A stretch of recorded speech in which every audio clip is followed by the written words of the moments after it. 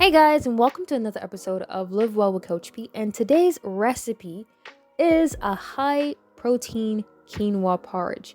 That's right, very simple ingredients and very easy to make. So let's go.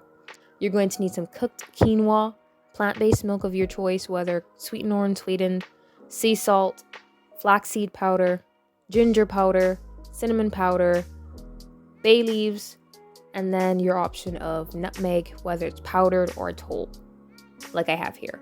Now for our toppings, guys, this is entirely up to you. I have some nut butter, I have some wild honey, I have some pumpkin seeds, a nut mix, and I also have a banana. The options, guys, for toppings or your quinoa porridge is entirely up to you. You can add fresh fruit, you can add dried fruit, whatever you want to add is entirely up to you.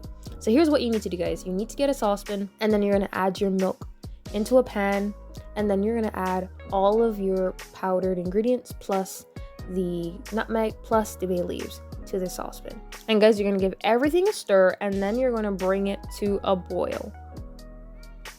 Now, as you can see here, guys, it's bubbling away. What you want to do next is that you want to add your ground flaxseed powder. You want to give that a stir, and then we're going to add our cooked quinoa. Then we're going to stir again. So there's quite a bit of stirring here. Now, after you've stirred it, guys, you're going to cover it down and put it on a low heat for at least 5 minutes. So after 5 minutes of cooking, guys, you want to turn off the heat and you want to let it sit for another 5 minutes. After 5 minutes, this is what your quinoa should look like. What you also want to do here, guys, is that you want to add your sweetener. So I was using honey, but you can use whatever you desire for your sweetener for your porridge. Now, for some people, if this is still a little bit too thick, you can add a little bit more liquid. And then, guys, you're going to get yourself a nice bowl or your favorite container, and you're going to add in your cooked quinoa.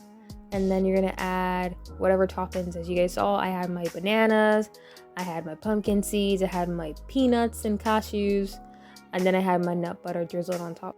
So guys, this is so easy to make. Definitely give it a try. The recipe will be linked in the description below. Let me know in the comment section below how it worked out for you. You know, what type of variations you may have made on this. All right, guys, until next week, bye-bye.